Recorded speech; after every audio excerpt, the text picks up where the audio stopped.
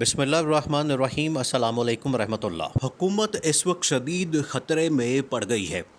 हमने आपको बताया था कि काफ लीग के 2 MNA ने धमकी दी थी कि अगर हमारे मुतालबात पूरे ना किए गए, हमारी बातें ना पूरी की गई, हमारी डिमांड्स पूरी ना की गई तो हम हुकूमत से बाहर आ जाएंगे। और इस वक्त जो हुकूमत खड़ी है वो एक वोट के ऊपर खड़ी है और एक वोट की मेजॉरिटी है, और अगर एक दो वोट निकलते हैं तो उसके बाद हुकूमत ख़त्म हो जाएगी। अब MQM की नाराज़गी सामने आई है और MQM ने अपनी नाराज़गी खुलकर बयान करना शुरू कर दी है।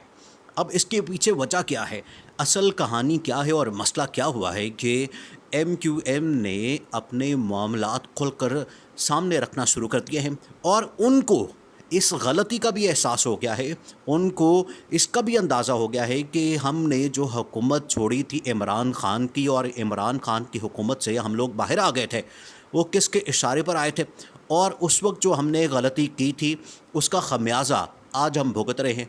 और उनको ऐसा लगता है कि आज हम उस गलती का अज़ाला कर लेंगे अगर हम इस हुकूमत को लात मार देते हैं, अगर हम इस हुकूमत को छोड़ देते हैं और शहबाज शरीफ को फारिग कर देते हैं। ये अहम तरीन वीडियो जारी है, लेकिन इससे पहले वीडियो को लाइक करें, दोस्तों के साथ शेयर करें और चैनल को सब्सक्राइब कर लें। अब मसला क्या हुआ है, आपने इसके ऊपर गौर करना है और इसकी बैकग्राउंड समझनी है और नुक्ता समझना है कि वो क्या है जिसकी वजह से काफ लीग के बाद MQM ने अब धमकी दी है। और ऐसी धमकी दी है कि शहबाज शरीफ की हुकूमत शदीद ख़तरे में पड़ गई है। MQM के साथ पीपल्स पार्टी ने मुआहदा किया था और MQM को मनाने के लिए आसिफ अली ज़रदारी ने अहम किरदार अदा किया था। अब आसिफ अली ज़रदारी ने कैसे ये किरदार अदा किया था? आसिफ अली ज़रदारी को ये पूरा प्रोजेक्ट मिला हुआ था, आसिफ अली ज़रदारी के पास ये सारा फार्मूला था और आसिफ अली ज़रदारी ने पीछे बैठकर ये सारा मैनेज किया था और उसमें बाकी पार्टियों को लाने में किरदार अदा किया था। और जो इमरान ख़ान के साथ पार्टीज़ थी उनको तोड़ने में भी आसिफ अली ज़रदारी ने बहुत ही अहम रोल प्ले किया था। उसमें MQM सबसे इम्पॉर्टेंट पार्टी थी क्योंकि MQM के ज़्यादा वोट्स थे बाकी अगर पार्टी को सामने रखा जाए। उसमें BAP शामिल थी, उसमें MQM शामिल थी, उसमें काफ लीग शामिल थी, उसमें GDA शामिल थी। GDA वाले तो नहीं आए इन लोगों के साथ और वो इमरान ख़ान के साथ रहे, लेकिन MQM, BAP जो बाप पार्टी है और काफ लीग वो भी तकसीम हो गई। वो अदम एतमाद के लिए इनके साथ आई और इन्होंने अदम एतमाद में ऑपोजिशन के हक़ में वोट दिया था और इमरान ख़ान को फारिग कर दिया था।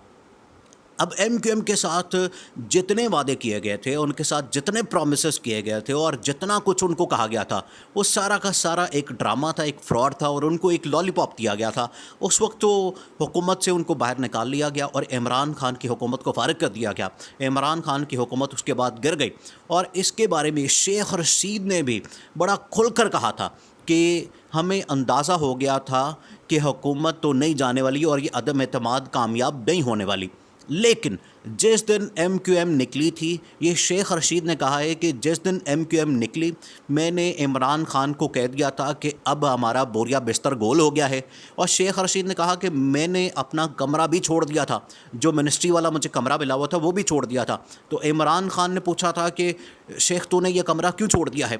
तो शेख रशीद ने कहा है कि अब हमारी हुकूमत जाने वाली है और IB ने भी कह दिया था कि आपकी हुकूमत अब ख़तरे में पड़ गई है और MQM जाने वाली है तो आपकी हुकूमत भी अब जाने वाली है। और MQM को कहाँ से पैगाम मिलता है ये आप सब लोग जानते हैं। MQM को एक ख़ास पैगाम आता है और MQM हुकूमत से बाहर आ जाती है, इमरान ख़ान का साथ छोड़ देती है और अदम एतमाद तकरीबन कामयाब हो जाती है जिस दिन MQM बाहर निकली। और MQM के साथ जितने भी वादे किए थे वो सारे के सारे आसिफ अली ज़रदारी ने किए थे। अब एक दो वादे जो बड़े अहम थे वो आसिफ अली ज़रदारी ने MQM के साथ किए थे। उसमें एक तो ये वादा था कि आपको मिनिस्ट्रियाँ मिलेंगी, आपको गवर्नरशिप मिलेगी, सिंध के अंदर जो गवर्नरशिप है वो MQM को मिलेगी। इसके अलावा सिंध की हुकूमत के अंदर भी हिस्सा मिलेगा, यानी वफाक के अंदर भी हिस्सा मिलेगा, जो काबीना है वफाकी काबीना उसके अंदर भी हिस्सा मिलेगा। इसके अलावा जो सिंध की गवर्नरशिप है वो भी MQM को मिलेगी और सिंध की काबीना के अंदर, सिंध की हुकूमत के अंदर भी हिस्सा मिलेगा। ये वाला जो मुआहदा है, ये वाला जो वादा है, ये आसिफ अली ज़रदारी ने किया था और उसमें बाकी लोग ज़ामिन बने थे। ये आप गौर से सुने, बाकी लोग उसमें अहम तरीन इदारे ज़ामिन बने थे कि बिल्कुल ऐसा ही होगा, आप इमरान खान को छोड़ दें और इनके साथ मिल जाए और इमरान खान की हुकूमत फ़ारिग हो जाएगी। ये इधर आ गए।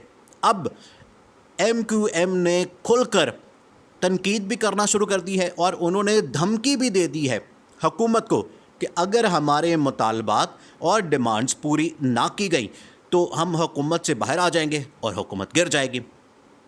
अब मसला क्या है, मामला क्या है? मामला ये है कि जब शहबाज शरीफ की हुकूमत आई थी तो इन्होंने कहा था कि हम हुकूमत नहीं करते और हम फौरी तौर पर असम्बलियाँ डिज़ोल्व कर देते हैं और इलेक्शन की डेट अनाउंस कर देते हैं। उधर इमरान खान ने धरने की कॉल दे दी और लॉन्ग मार्च की कॉल दे दी। हुकूमत मुकर गई और हुकूमत ने कहा कि अब हम हुकूमत करेंगे और इमरान खान के प्रेशर में आके हम इलेक्शन की डेट अनाउंस नहीं करेंगे। उधर फिर प्रेशर आया हुकूमत के ऊपर कि आपने बजट देना है और बजट के बाद आपने असम्बलियाँ डिसॉल्व करनी है और इमरान खान को इस गारंटी के ऊपर वापस भेजा गया कि आप वापस चले जाएं, कुछ टाइम दें, जैसे ही बजट पेश होगा उसके बाद ये हुकूमत फ़ारिग हो जाएगी और ख़ुद ये इलेक्शन डेट अनाउंस कर देगी। अगर इलेक्शन डेट अनाउंस नहीं करती है तो फिर उसके बाद जो लाने वाले हैं, जो न्यूट्रल्स हैं, जो इस्टेब्लिशमेंट है, उसके पास पे सारे रास्ते होते हैं, उसके पास सारी चीज़ें होती हैं। वो किस तरह से मैनेज करती है ये आप सबको पता है और पाकिस्तान की तारीख़ इस तरह के वाक़यात से भरी पड़ी है। अब हुकूमत को ये कहा गया था कि आपने बजट पेश करना है और उसके बाद आपने असम्बलियाँ डिसॉल्व कर देनी है, लेकिन ये हुकूमत ने फ़ैसला किया, इत्तेहादी जमातों ने, कि हम हुकूमत ही करेंगे, हम अपना टाइम पूरा करेंगे, हम अपना टेन्योर पूरा करेंगे। जबकि नवाज़ शरीफ और मरीम नवाज़ कहते रहे कि हमें बाहर आ जाना चाहिए, हमें असम्बलियाँ डिसॉल्व कर देनी चाहिए, हमें कीमतें नहीं बढ़ानी चाहिए, हमें अवाम की गालियाँ नहीं खानी चाहिए, हम पहले ही इतने अवाम में जलील हो रहे हैं, अवाम हमें जलील कर रहे हैं कि हमने वोट को इज़्ज़त वाला जो बयानिया है वो गर्क कर दिया है, उसको तबाह कर दिया है और उसकी हमने ज़रा भी भरम नहीं रखा और हमने वोट को इज़्ज़त देने के बजाय हमने बूट को इज़्ज़त दी है, तो हमें बाहर आ जाना चाहिए। लेकिन शहबाज शरीफ और बाकी पार्टियों ने कन्विंस किया नवाज़ शरीफ को भी और मरीम नवाज़ को भी कि हमें हुकूमत करनी चाहिए और अपना टेन्योर पूरा करना चाहिए। अब होगा क्या? अब हल्का सा इशारा मिलना है, हल्की सी आंख मारी जानी है और आपको पता है कि ये हल्का सा इशारा कहाँ से आता है, कौन हल्की सी आंख मारता है, पर उसके बाद जो इत्तेहादी जमातें होती हैं वो एक एक करके बाहर निकल जाती है। तो अब लगता है कि वो हल्का सा इशारा मिलने का वक्त आ गया है, क्योंकि बजट भी आ गया है, आवाम की गालियाँ भी पड़ गई हैं, शहबाज शरीफ को भी फ़ारिग कर दिया है, हमज़ा शहबाज की भी हुकूमत इस वक्त ख़तरे में है, तो दोनों भाई भी फ़ारिग हो गए हैं, पहले नवाज़ शरीफ और मरीम नवाज़ को। अब जो मामला है वो शहबाज शरीफ और हमज़ा शहबाज का, इनको भी फ़ारिग करने का प्लान बन गया है। तो अब हल्की सी आंख मार के जो इत्तेहादी जमातें, इनको फ़ारिग किया जाएगा, इनको बाहर निकाला जाएगा और काफ लीग के बाद MQM बाहर आएगी और उसके बाद हुकूमत तितर बितर हो जाएगी और हुकूमत की तख्ता उलट जाएगा और हुकूमत फ़ारिग हो जाएगी और आखिरकार इनको फिर इलेक्शन की डेट अनाउंस करनी पड़ेगी। इनको ख़ुद ही असम्बलियों को डिसॉल्व करना पड़ेगा और इलेक्शन की डेट अनाउंस करनी पड़ेगी। ये अब प्लान जो इस्टेब्लिशमेंट का है वो है कि हल्का सा इशारा देकर, सिग्नल देकर हुकूमत को फ़ारिग किया जाए, एक दो पार्टियों को बाहर किया जाए और जो एलाइज़ है वो एक दो पार्टियां भी अगर बाहर होती हैं तो उसके बाद ये सारा कुछ ख़त्म हो जाएगा।